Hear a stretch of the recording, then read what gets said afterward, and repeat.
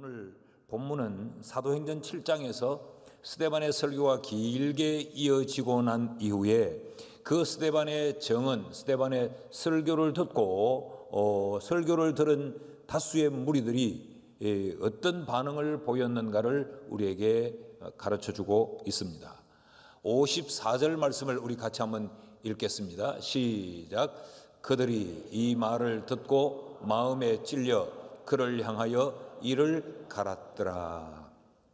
뭔가 좀 두 개의 표현이 상충되는 것 같지 않습니까? 스데반이 전하는 설교를 듣고 마음에 찔렸다. 그런데 이를 갈았다. 이렇게 좀 들려지시지요.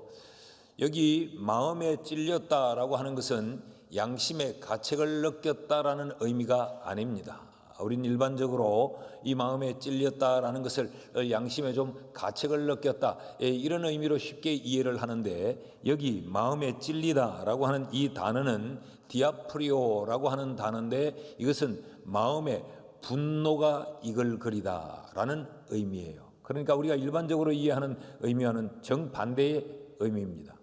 스데반이 전하는 설교를 듣고 이들이 마음속에 굉장한 분노를 채우고 그 분노가 그들 마음속에 이글거리며 일어났다라는 것이죠. 그와 함께 그들이 스데반을 향하여서 이를 갈았다라고 말하지 않습니까? 여기 이를 갈다라고 하는 이 말은 사람에게 사용하는 단어가 아니고 짐승에게 사용하는 단어입니다. 여기 이를 갈다라고 하는 이 말은 브리코라고 하는 단어인데 사정없이 물어뜯다 그런 의미를 가지고 있습니다. 스데반의 설교를 들은 다수의 무리들, 성경은 그들이라고 표현하고 있습니다.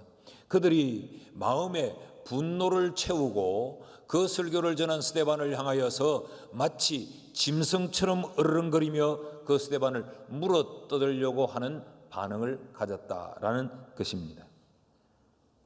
오늘 3부 예배를 드리는 우리 성도들 가운데는 이런 분이 없으시겠죠. 저는 물어뜯어도 별로 뜯을 게 없습니다. 왜 그랬을까? 왜 그들이 하나님의 말씀을 들으면서 왜 그렇게 마음에 분을 채우는 이 분기탱천했고 마치 짐승처럼 으르렁거리며 그 스데반을 향하여서 그런 분노를 표출했을까? 내용은 간단합니다.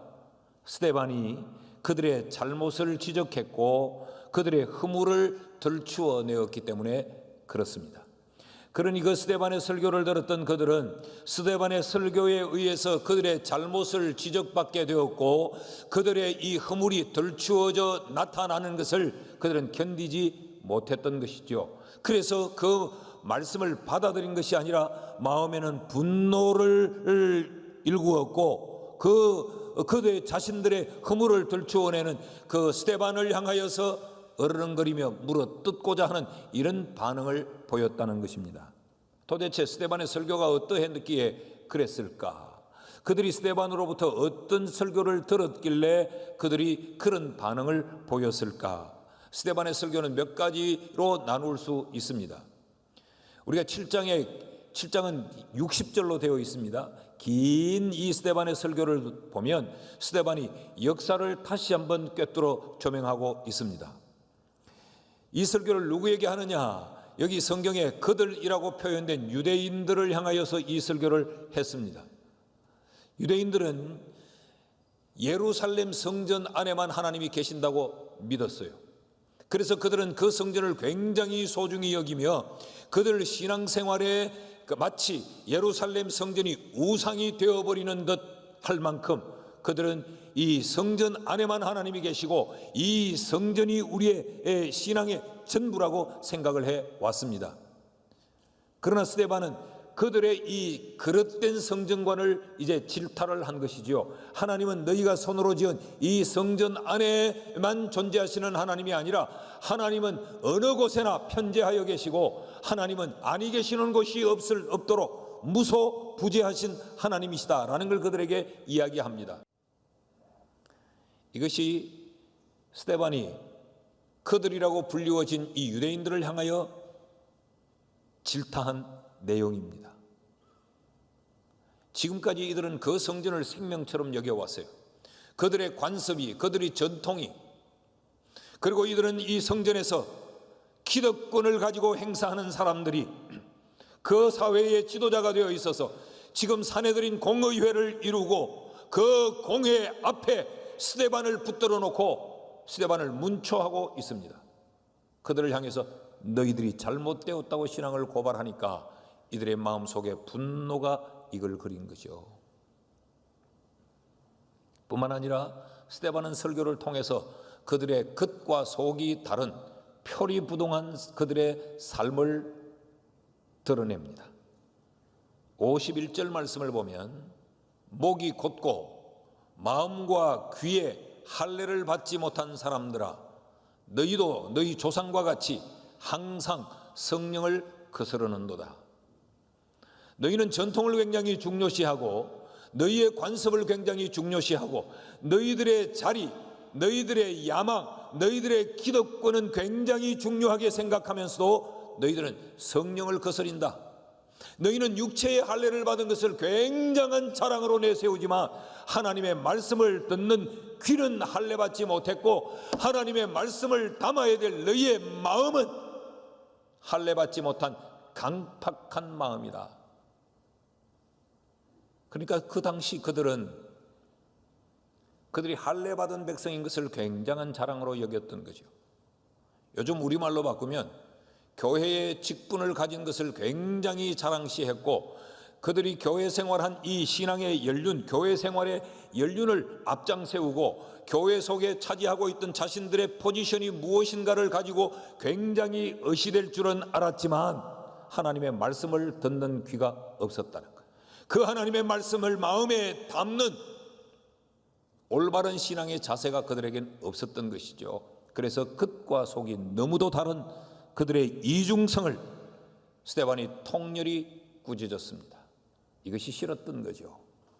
그래서 이들은 마음에 분노를 담고 짐승처럼 그 설교자를 물어뜯으려고 한 것입니다.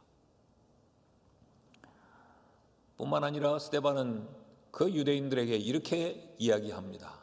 너희는 말씀을 듣기는 하지만 지키지 않은 사람들이다 라고 말합니다. 53절 말씀을 보면 너희는 천사가 전한 율법을 받고도 지키지 아니하였도다 하니라. 천금 같은 말씀을 들어도 주옥 같은 말씀을 들어도 듣는 데서 끝이 나버리고 그 말씀을 붙들고 내 삶 속에 그 말씀이 열매로 나타나도록 그 말씀을 삶의 양식으로 삼지 않고 삶의 열매로 맺도록 그 삶을 지켜내는 일에는 관심이 없었다 라고 그들의 껍데기 신앙을 고발을 한 것이에요. 오늘 우리가 들을 메시지는 그들이 아니라 스데반입니다. 그들과 전혀 대비되는 이 스데반은 그럼 어떤 삶을 살았는가? 스데반은 어떤 신앙인으로 살았는가? 이것을 우리가 오늘 배우려고 합니다. 그 첫째로 스데반은 하나님을 주목하는 사람이었습니다. 지금 이 상황이 어떤지를 우리는 잘 알고 있습니다. 그들이 마음에 분노가 가득 차서 스데반을 물어뜯어 그를 해하려고 하는 자들입니다. 그런데 한두 사람이 아니라 절대 다수가 지금 스데반을 향하여 돌을 들어 쳐 죽이려고 하는 상황. 그러니까 스데반의 입장에서는 스데반의 생명이 절체절명의 위기를 맞고 있는 순간입니다. 그런데 그가 보인 태도를 보십시오. 55절과 56절을 보십시다. 다 같이 시작. 스데반이 성령 충만하여 하늘을 우러러 주목하여 하나님의 영광과 및 예수께서 하나님 우편에 서신 것을 보고 말하되 보라 하늘이 열리고 인자가 하나님 우편에 서신 것을 보노라 한데. 지금 이 스데반은 그 다수의 사람들이 눈에 도끼를 품고 돌을 들어 스데반을 쳐 죽이려 하고 있습니다. 그런 상황에서 이 스데반은 자신을 해하려는 그들을 바라보지 않았어요. 그들의 그 돌에 자기의 생명을 보존하기 위해 자기 자신을 쳐다보지도 않았습니다. 스데반은 하늘을 우러러 하나님을 주목했어요. 그랬더니 그 하나님이 보이고 그 하나님의 보좌 우편에 예수님이 서신 것을 보았다 그랬어요. 성부와 성자를 보았고, 지금 이 바라보는 이 스데반은 성령에 충만하여 성령에 붙들려 있는 사람입니다. 스데반은 지금 성부와 성자와 성령 이 삼위일체의 하나님을 바라보았어요. 이것이 그들과 스데반의 현격한 차이점입니다. 스데반은 썩어질 육체, 잠깐 이 땅에서 살다가 끝나버릴 이 육신의 이 생명, 이 육체의 욕심, 이 육체의 자존심, 자기의 계산, 자기 삶의 목표, 그것을 보지 않았어요. 그랬더라면 스데반은 신앙을 내려놓아야 했을 것입니다. 자기 육신의 이 생명을 지키려 했으면 스데반은 하나님을 포기해야 했을 것입니다. 돌을 들어 치려고 했던 그들을 바라보았다면 스데반은 그들 앞에 무릎을 꿇어야 했을 겁니다. 그리고 그들에게 생명만큼은 살려달라고 애걸복걸하며 그들과 타협했을 겁니다. 스데반은 도망치지도 않았고, 스데반은 그들 앞에 무릎을 꿇지도 않았고, 그들 앞에 애걸복걸하지도 않고, 그는 하나님을 바라보았던 거예요. 왜 그랬을까요? 스데반은 육신의 이 생명은 유한하지만 하나님으로부터 자신에게 주어진 생명은 영원한 생명이라는 것을 알았기 때문에 그렇습니다. 유한한 것과 영원한 것을, 사람과 하나님을 스데반은 분별할 줄 알았던 것이에요. 여러분, 우리가 이 땅을 살아가면서 우리는 하나님은 안중에 없고 사람 때문에 우리가 상처받고 사람으로 인하여서 우리의 신앙이 뒤흔들리는 경우가 얼마나 많습니까? 스데반은 하늘을 우러러 봤다는 것은 하나님이 사람보다 존귀함을 알았던 거죠. 자신의 유한한 육체의 욕심보다 하나님으로 말미암는 영원한 생명이 더 귀하다는 것을 알았던 것이지요. 오늘 자신이 발을 딛고 사는 이 유한한 세상보다 자신이 장차 가서 살게 될 영원한 하나님의 나라가 더 존귀한 것을 알았다는 것이죠. 그래서 그는 하나님을 주목했습니다. 이러한 스데반을 성경은 뭐라고 기록하는가? 성령이 충만한 사람이라고 기록하고 있습니다. 그럼 여기서 여러분, 우리가 성령 충만을 이렇게 한번 정의할 수 있지 않겠어요? 성령 충만은 아주 비이성적이고 비상식적인 행위를 하는 자체가 성령 충만이 아니라, 성령 충만은 지극히 상식적이고 지극히 이성적인데, 하나님으로부터 비롯되는 영원한 생명이 육신의 생명보다 더 귀중하다는 것을 아는 지혜, 그것이 성령 충만입니다. 난 이런 의미에서 여러분 모두가 성령의 충만한 자가 되기를 주의 이름으로 축원합니다. 사랑하는 여러분, 하나님을 주목하며 사십니까? 하루에 몇 번 하나님을 주목하십니까? 아니, 하루에 몇 번은 우리에게 너무 부담이 되죠. 1년에 몇 번 하나님을 주목하십니까? 내 발등에 불이 떨어지고서야 하나님을 주목하십니까? 생사의 갈림길에 서서야, 그제서야 하나님을 찾습니까? 여러분 삶에 하나님이 자리하고 계십니까? 지금 우리가 예배하고 있는, 우리가 드리는 이 예배에, 우리가 지금 말씀을 듣고 있는 이 시간에 우리가 하나님을 주목하고 계십니까? 사도행전의 사람들은 생명이 위협받는 그 순간에 그때도 하나님을 주목했습니다. 오늘 우리에게 이런 신앙의 눈이 있기를 주의 이름으로 축복합니다. 둘째로 스데반, 그는 어떤 삶을 살았는가? 그는 어떤 사람이었는가? 그는 하나님을 주목하며 하나님을 바라보는 사람일 뿐 아니라 하나님을 의지하는 사람이었습니다. 57절을 다시 보면 그들이 큰 소리를 지르며 귀를 막고 일제히 그에게 달려들어. 여러분, 이 상황을 머릿속에 한번 그려보십시오. 그들이, 절대 다수의 사람들이 그에게, 스데반은 혼자입니다. 지극히 소수입니다.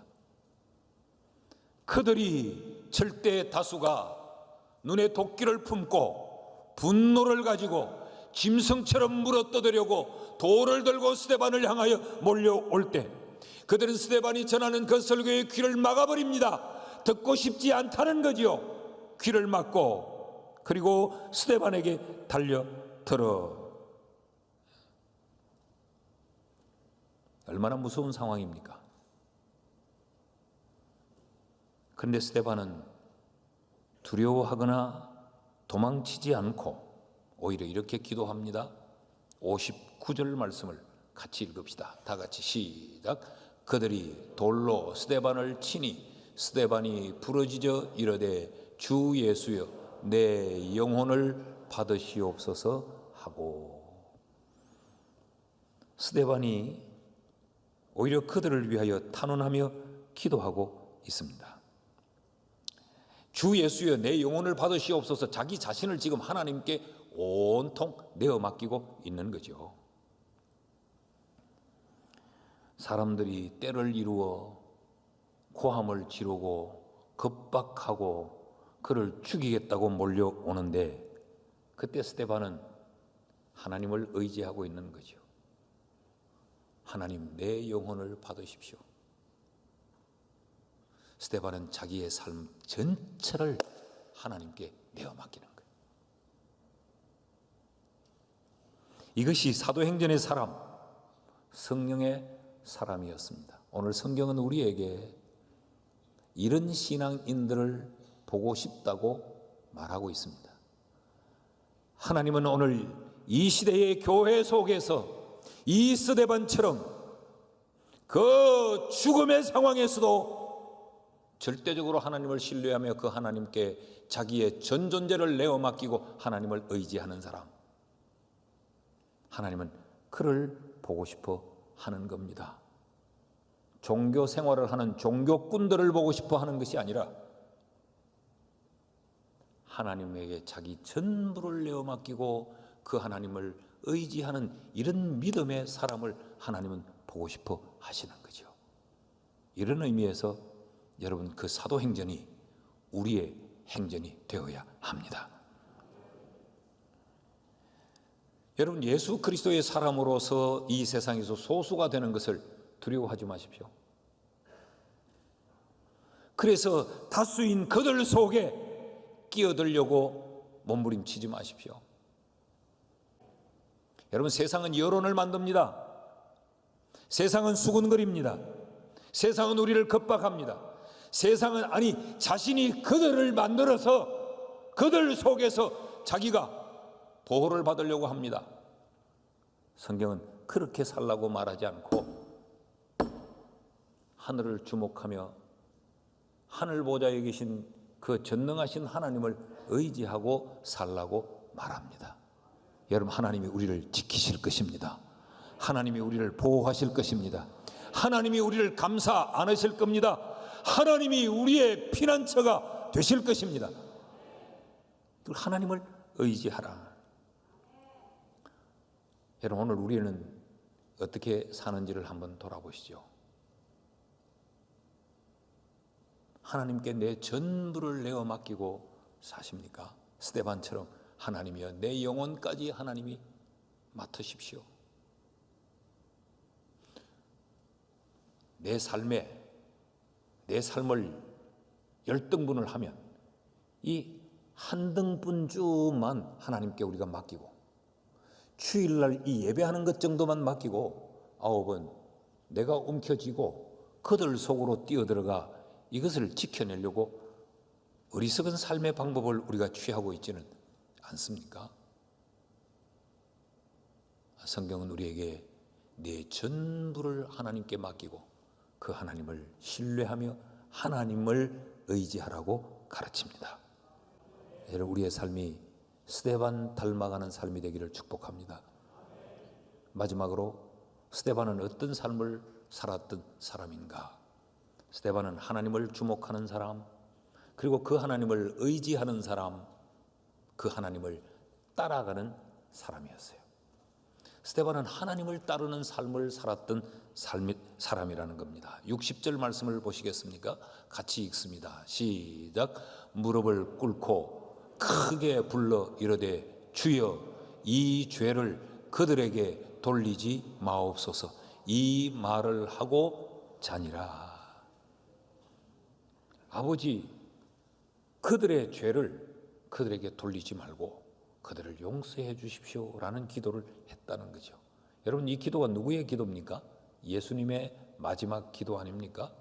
자신을 십자가에 매달고 손과 발에 못을 박고 옆구리에 창을 찌르며 그를 채찍질하던 그들을 위하여 하나님 앞에 아버지, 저들의 죄를 용서해 달라고 드렸던 예수님의 마지막 기도 아닙니까? 그런데 스데반이 지금 그 기도를 드리고 있습니다. 억울하게 돌에 맞고 분하게 죽어가는 이 스데반이 예수님과 똑같은 기도를 하고 있다는 거죠. 우리에게 무엇을 가르치고 있습니까? 스데반은 마지막 순간까지도 그 죽음의 길에서도 예수님을 따르고 있었다는 거예요. 자기의 기분대로 하지 않고 자기의 욕심대로 살지 않고 하나님을 따르는 삶을 살고 있었다는 것이죠. 여러분, 이것은 스데반이 마지막 남긴 말이요, 스데반이 이 땅에서 마지막 드린 기도며 스데반이 이 땅에서 마지막 보여준 그의 삶이었습니다. 여러분, 우리의 인생에서 우리도 마지막 남길 말이 하나님을 따르는 자의 말이어야 하지 않겠습니까? 우리도 이 세상에서 마지막 숨 거둘 때 우리가 드리는 마지막 기도가 하나님을 따르는 기도여야 하지 않겠습니까? 우리가 이 땅에서 마지막 보여줄 우리의 삶의 모습이 하나님을 닮아가는, 예수님을 온전히 닮은 그 삶이어야 하지 않겠습니까? 완악함과 이기심과 욕심과 헛된 자존심에 붙들려 살다가 우리의 인생에 마칠 수는 없지 않습니까?